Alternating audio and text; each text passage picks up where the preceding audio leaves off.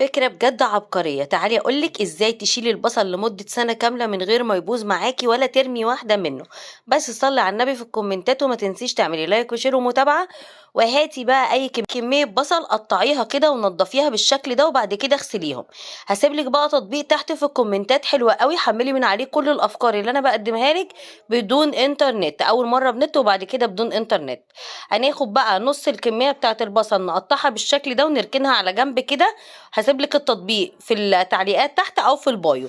حمليه عندك بقى واستفادي بيه بجد تحفه. بعد كده كمان خدت حوالي ربع الكميه قطعتها بالشكل اللي انتوا شايفينه كده، وبعد كده شلتها على جنب. بعد كده كمان خدت ربع الكميه قطعتها بقى زي ما انتوا شايفين ترانشات كده. عايزه اقول لكم ان الطريقه دي حلوه قوي قوي قوي، بتحفظ لي البصل وما بيبص عندي، بيفضل عندي فتره كبيره جدا، سنه كامله انا ما بشيلش همه، لاني ببقى عارفه ان هو مش هيجرى له حاجه.